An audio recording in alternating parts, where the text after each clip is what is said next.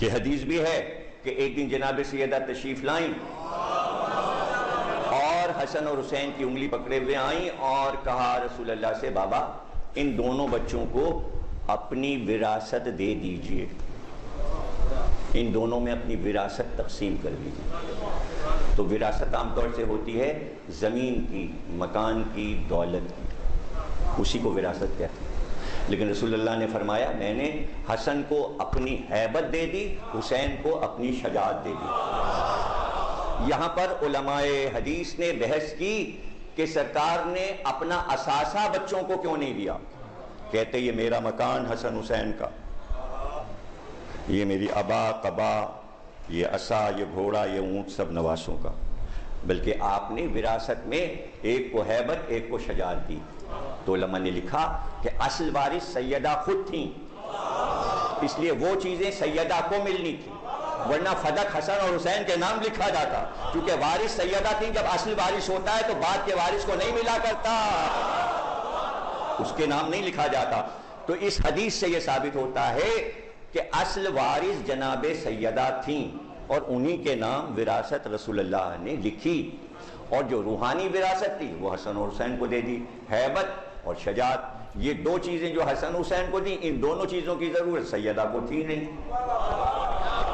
کچھ کہا ہے بھائی، سمجھنے کی کوشش کریں، اس طرح نہ سنیے، ذرا ٹھیک ٹھاک سے سنیے کہ ایک ایک جملہ جو ہے وہ آپ کے لیے قیمتی دیا جا رہا ہے اور اس کے اوپر آپ کو بولنا چاہیے، خوش ہونا چاہیے۔ تو شجاعت اور ہیبت سیدہ کو نہیں چاہیے تھی، اس لیے کہ سیدہ کی ہیبت صرف ان کی کالی نقاب ہے، ان کی شجاعت ان کا خطبہ ہے جو بھرے دربار میں انہوں نے دیا۔ تو حسین کی شجاعت عملی طور پہ نظر آئے گی، ہیبت عملی طور پہ نظر آئے گی جسے دیکھا جا سکے۔ حسن اور حسین سے دیکھا جائے گا کہ ہیبت رسول کیا ہے اور شجاعت رسول کیا ہے، اور دنیا نے دیکھ لیا۔ تو وراثت دے کر بتا رہے رسول اللہ کہ حسن اور حسین کس طرح میرے نائب ہیں، کس طرح میرے دین کو چلائیں گے، کس طرح یہ میرے بیٹے ہیں۔ کتنی بار یہ حدیث کہی، یا علی ہیں یہ دونوں بچے تمہارے صلب سے لیکن بیٹے میرے ہیں۔ جب کبھی بات آئی تو علی نے یہی کہا کہ یہ فرزندان رسول ہیں، میں ان کی حفاظت پر مامور ہوں۔ عباس میرا بیٹا، محمد حنفیہ میرا بیٹا، حسن اور حسین محمد کے بیٹے۔ نہج البلاغہ میں موجود ہے، کسی نے کہا بیعت آپ نے امت سے کیوں نہیں لی اور آپ نے جنگ کیوں نہیں کی؟ آپ نے کہا حسن حسین کی خاطر، مجھ پر واجب تھا حسن حسین کی حفاظت، یہ تھے چھوٹے بچے، میں اگر جنگ کرتا تو دونوں بچوں کو قتل کر دیا جاتا۔ یعنی حسن اور حسین کی عمر کی سلامتی پر سے خلافت کو صدقے کیا، یعنی امامت رہ جائے خلافت صدقے ہو جائے، نہیں چاہیے۔ تو آپ نے فرمایا میں نے حسن حسین کو بچایا، اس لیے میں نے جنگ نہیں کی۔ ہاں اگر دونوں جوان ہوتے اور اس زمانے میں واقعہ ہوتا تو تینوں مل کر تیغ چلاتے، پھر مزہ کچھ اور ہوتا۔ ابھی تو 6 سال اور 7 سال کے تھے وفات نبی کے وقت حسن اور حسین۔ تو آپ نے فرمایا کہ یہ بیٹے محمد کے ہیں۔ اب میں نے ساری تمہید تیار کر دی نا، تو سب نے انکار کر دیا کہ حسن اور حسین کو محمد کا وارث نہیں مانیں گے۔ تو اللہ کو معلوم تھا کہ میری تاکید پر میں آیت اتار رہا ہوں ابنانا و ابناکم، لیکن نہیں تسلیم کیا جائے گا کہ حسن اور حسین بیٹے ہیں، لیکن مجھے امامت انہی سے چلانی ہے۔ حسن اور حسین محمد کے بیٹے، زین العابدین محمد کے بیٹے، توجہ ہے آپ کی بات سمجھ رہے ہیں، محمد باقر محمد کے بیٹے، جعفر صادق محمد کے بیٹے، موسی کاظم محمد کے بیٹے، علی رضا محمد کے بیٹے، محمد تقی رسول کے بیٹے، علی نقی رسول کے بیٹے، حسن عسکری رسول کے بیٹے، مہدی رسول کے بیٹے، فاطمہ کی وجہ سے۔ تو چونکہ جب مہدی آئیں گے تو پھر یہ مسئلہ اٹھے گا کہ آپ رسول کے نائب کیسے ہیں، آپ تو فاطمہ کے بیٹے ہیں، تو بیٹی کا بیٹا وارث کیسے ہوتا ہے؟ اسی وقت اللہ عیسیٰ کو اتارے گا، عیسیٰ کہیں گے جیسے میں مریم سے مجھے دیکھو نا، مجھے دیکھو، میں نے مریم سے منصب لیا ماں سے، جیسے میں نے ننیال سے منصب پایا ہے ویسے مہدی نے منصب ننیال سے پایا ہے۔ تو اللہ کو یہ بھی پتا ہے کہ عیاریاں کس بلندی پر ہیں، وہ تو پہلے سے جانتا ہے نا، تو دلیل عیسیٰ قائم کر دیتے۔ توجہ ہے نا آپ کی، ایک ہی نقطہ تو اس میں رہ گیا، آخری تو وہی نقطہ ہے عیسیٰ کے ذکر میں جو اب کہنے جا رہا ہوں۔ جب عیسیٰ کہتے ماں کی طرف سے مجھے منصب ملا ہے، تو مہدی کو بھی ماں کی طرف سے ملا ہے۔ جیسے میں عمران کا وارث ہوں، جیسے میں 1,24,000 انبیاء کا وارث ہوں، ویسے ہی مہدی جو ہے وہ ابراہیم سے لے کے محمد تک کا وارث ہے، بلکہ آدم سے لے کر مجھ تک کا وارث بھی یہی ہے، اور یہ 11 اماموں کا وارث ہے۔ ساری گواہیاں عیسیٰ نے دے دیں، گواہی دینے کے لیے تو آئیں گے، اب عیسیٰ کا کام ہی کیا رہ گیا؟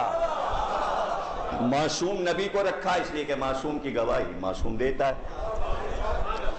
رسول اللہ نے مولا علی کی گواہی دی، من کن تو مولا ہو، معصوم نے گواہی دی۔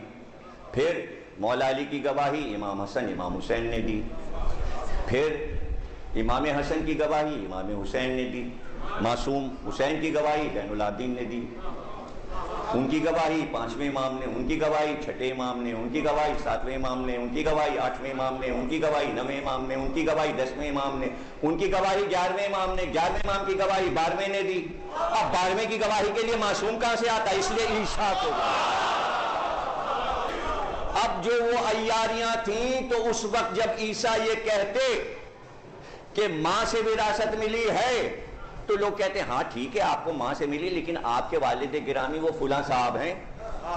نہیں سمجھے، کچھ نہیں سمجھے۔ لوگ کہتے ہیں ماں سے تو ملی ہے لیکن آپ اپنے باپ کے تو وارث ہیں نا، اس لیے باپ ہی نہیں رکھا کہ جب مڑ کر دلیل کوئی چاہے کہ کہیں سے عیسیٰ کا ددیال دکھا دے تو ددیال غائب کر دیا۔ نہیں سمجھ رہے آپ، لیکن یہاں ددیال رکھا ٹکر کا۔ ارے بھائی آپ علی والے ہیں اور ہلکے پڑ گئے، سمجھیے میں پھر سے سمجھا رہا ہوں۔ مامون رشید کا دربار تھا، پھر سے داد لوں گا اسی جملے پر، اسی نقطے کو دوسرے طریقے سے کہنے جا رہا ہوں۔ امام رضا تشریف فرماتے، مامون رشید نے کہا اچھا تو آپ کو کس بات کا فخر ہے؟ اس بات کا فخر ہے کہ قرآن میں آپ کے لیے آیا ہے ابنانا و ابناکم، ابنانا و ابناکم آیا ہے، کہ نہ ہو قرآن میں، نہ ہو قرآن میں۔ اس نے کہا تو پھر آپ کو کس بات کا فخر ہے؟ نسانا، آپ فاطمہ کے بیٹے ہیں تو نسانا پہ آپ فخر کرتے ہیں، کہ نہ ہو، کہ تو پھر فخر کس پہ؟ کہ انفسنا وانفسکم کا، میں علی کا بیٹا ہوں، میں علی کا بیٹا ہوں۔ تو جملہ تو سن لو، جہاں عیسیٰ سر جھکائیں گے کہ باپ کہاں ہے، وہ مہدی کہے گا میرا باپ ابو تراب ہے جو آدم کا باپ تھا، علی میرا۔ تو کائنات میں ایسا فخر کس کو کہ باپ علی ہو اور ماں فاطمہ۔ اس لیے بار بار یہ کہا کہ امامت ابو طالب کی نسل میں ہوگی۔ پھر فرمایا رسول اللہ نے کہ کوئی ابو طالب کی نسل میں امام بن جائے، اس لیے کہ 4 بیٹے ہیں ابو طالب، پھر قید لگائی وہ فاطمہ کا بیٹا ہو۔ میری بیٹی یہ بھی نہیں کہا کہ فاطمہ کا بیٹا ہو، ورنہ کوئی بھی فاطمہ کا نام رکھ کے اور اس کے بیٹے کو کہتا ہے یہ مہدی ہے، کہ میری بیٹی فاطمہ کا بیٹا ہوگا مہدی۔ شرط لگا دی، اس لیے اتنا فرمایا کہ اس میں کوئی فرق نہیں ہو پائے گا۔ یہ تو یقین ہے کہ نسل محمد میں ہوگا، فاطمہ کا بیٹا ہوگا، نسل علی میں ہوگا۔ اور یہ تو اتنا رٹا ہوا ہے لوگوں کو، اتنا رٹا ہوا شجرہ ہے کہ یہ شجرہ تو مسلمان بھول ہی نہیں سکتے، اس لیے کہ کسی مزار پہ جا ہی نہیں سکتے جب تک یہ نہ کہہ دیں ہاں یہ تو حسن ہی ہیں، یہ حسین، چاہے وہ عبد القادر جیلانی ہوں چاہے معین الدین چشتی ہو یا نظام الدین اولیاء ہو، شجرہ تو یہیں سے مانگے میں جاتا ہے، شجرہ تو یہیں سے مانگے میں جاتا ہے۔ تو یہ جو لاکھوں مزار بنے ہوئے ہیں اور سارے سادات قبروں میں لیٹے ہوئے ہیں، تو کیوں جا رہے ہیں آپ وہاں؟ بھائی سید صاحب ہیں، سید صاحب ہیں، تو پھر وہ سیدوں کا سید آنے والا کہ جس کی گواہی یہ قبروں سے نکل نکل کے دیں گے کہ یہی ہمارا امام ہے، یہی ہمارا امام ہے۔ اب یہ کہ یہ بھی قدرت کا انتظام تھا، چونکہ عیسیٰ کو زندہ رکھا اور عیسیٰ گواہی دیں گے، اس لیے یہ بھی انتظام رکھا کہ حضرت عیسیٰ کے آخری نائب جناب شمون کی نسل میں شاہ روم کو رکھا، اور شاہ روم کی پوتی امام کی ماں بنی، گویا عیسیٰ کے گھر میں امام کا ننیال بھی ہے۔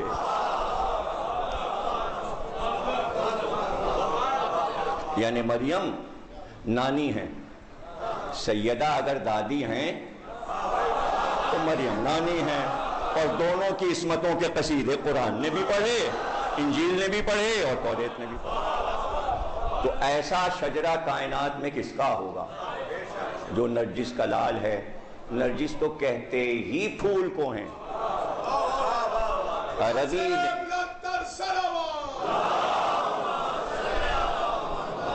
عربی میں نرجس کہتے ہیں، گل نرجس، پھول۔ یونانی زبان میں اسے نرگس کہتے ہیں، انگلش میں نرگس کہتے ہیں۔ پھول ایک ہی ہے، اور یہ واحد پھول ہے جو آنکھیں رکھتا ہے،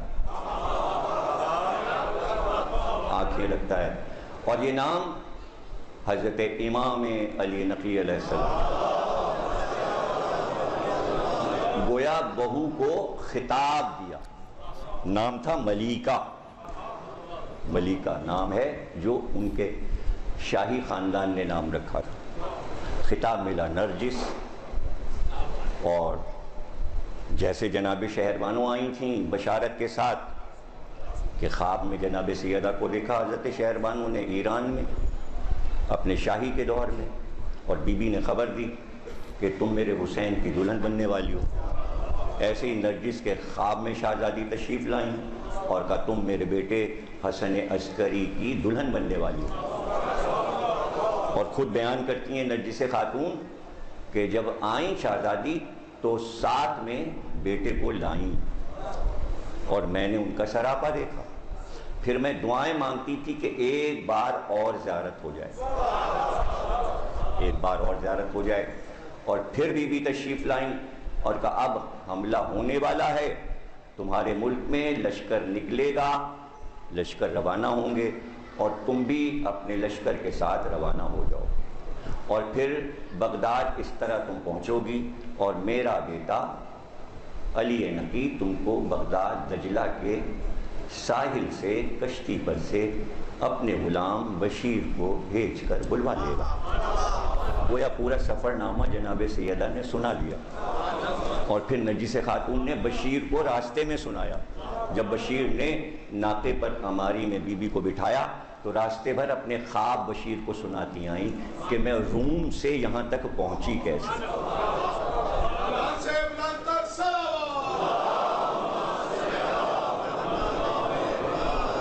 اور پھر وہ دن بھی آیا کہ امام کی بہن، امام کی بیٹی، امام کی پھوپھی جناب حکیمہ خاتون، 11ویں امام کی پھوپھی، 9ویں امام کی بیٹی، 10ویں امام کی بہن، ایک امام کی بیٹی ہیں، ایک امام کی بہن ہے، ایک امام کی پھوپھی اور ایک امام کی دادی۔ تو ان کی خدمت میں پیش کیا گیا تھا نرجس کو کہ انہیں آل محمد کے گھرانے کے آداب بتا دیجئے۔ زیادہ دن نہیں لگے، 9 برس کی عمر میں نرجس آئی تھیں، اور 11ویں برس کی عمر میں عقد ہو گیا امام حسن عسکری علیہ السلام سے۔ 2 سال انہوں نے آداب سیکھے۔ اور یہ ساری روایت معصومہ کی بیٹی جناب حکیمہ خاتون سے ہے. جب آپ سامرے جاتے ہیں تو 4 زیارتیں روضے میں پڑھتے ہیں. ایک امام علی نقی علیہ السلام کی زیارت، ایک امام حسن عسکری علیہ السلام کی زیارت، اور ایک جناب حکیمہ خاتون کی زیارت، اور ایک نرجس خاتون کی زیارت. ایک ہی زری میں 4 قبریں ہیں، 2 اماموں کی اور ایک جناب حکیمہ خاتون کی اور ایک جناب نرجس خاتون کی. 4 قبریں زری میں. اور پھر جب سرداب میں آپ جاتے ہیں تو امام کی زیارت پڑھتے ہیں. گویا اس گھر میں 5 زیارتیں پڑھی جاتی ہیں. تو یہ زیارتیں آپ آج کی رات پڑھ سکتے ہیں. یہی اس رات کے اعمال ہیں کہ سامرے والوں کو یاد کیا جائے، سامرے کے چاند نگاہ میں رہیں. جب آپ سامرے جائیں اور اس گھر میں جائیں جو کہ امام کا گھر ہے، سرداب ہے، زینے اتر کے جائیں جہاں امام کا قیام تھا. جو لوگ جا چکے ہیں انہیں نقشہ یاد آ جائے گا کہ وہی 4 دیواری وہ پورا گھر ہے جس میں 3 امام رہے. یعنی اسی گھر میں، سامرے کے گھر میں 10ویں امام مدینے سے آ کے ٹھہرے، اسی میں 11ویں امام پیدا ہوئے اور وہیں 12ویں امام پیدا ہوئے. بڑا مبارک گھر ہے. تو وہاں پر سرداب کے زینے جہاں سے اترتے ہیں اس سے کوئی 5 قدم پیچھے ایک کنواں ہے، اور وہ کنواں اب کٹہرے سے بند کر دیا گیا ہے. لوہے کی سلاخیں لگا کے جالی لگی ہوئی، لیکن آپ اس کو اگر جھانک کے دیکھیں تو اس کے نیچے پانی نظر آتا ہے. لیکن وہ پانی جو ہے، جو نظر آتا ہے، اس میں آپ کو 2 چاند نظر آئیں گے. پانی میں 2 چاند نظر آئیں گے اور وہ ایسے چمکتے ہیں، جھلملاتے ہیں. دیکھیں میں نے خود اس کی زیارت کی ہے. تو اس کے لیے کہ اسی کنویں کے کنارے نرجس بی بی بیٹھی تھی اور گود میں امام تھے. گود میں امام تھے اور اس وقت آپ شیر مادر نوش فرما رہے تھے کہ اس وقت 14ویں کا چاند نمودار ہوا. تو ماں نے بیٹے سے کہا وہ دیکھو 14ویں کا چاند. جیسے ہی چاند طلوع ہوا ماں نے بچے سے کہا وہ دیکھو آسمان پہ 14ویں کا چاند. تو جیسے ہی اپنا منہ پھیرا امام نے تو 2 قطرے کنویں میں گرے. اللہ نے دونوں قطروں کو 2 چاند بنا دیا.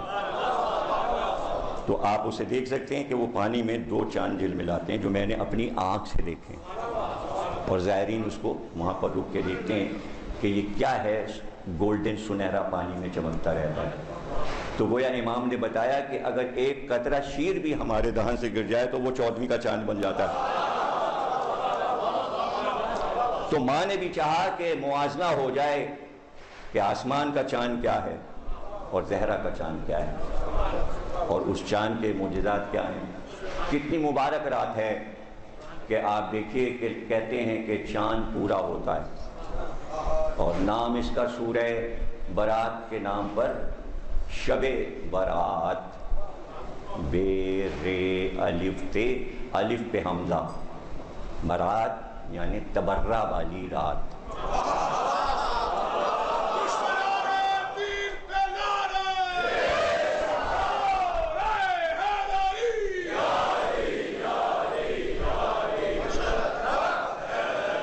برات تبرہ یعنی سورہ توبہ میں ہے، برات من اللہ و رسولہ.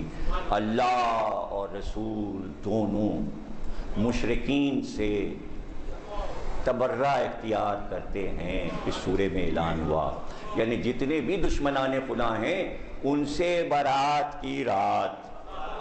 اب یہ کہنے کی ضرورت نہیں کہ جتنے بھی محمد کے دشمن ہیں اور جتنے بھی علی کے دشمن ہیں، جو خدا کا دشمن ہوگا وہ محمد کا بھی دشمن ہوگا اور اہل بیت کا بھی دشمن ہوگا. اور یہ وہ برات کی رات ہے کہ ان سے دوری اختیار کی جائے اور ان سے قربت. اور ان سے قربت سب سے آسان طریقہ خط و کتابت ہے کہ رابطہ رہے. دیکھیے نا، یہی تو دلیل ہے کہ امام ہیں اور اگر عریضہ نہ ہوتا نہیں. آپ کا اپنا بھائی، آپ کا اپنا امام ہے، بیچ میں کوئی نہیں ہے.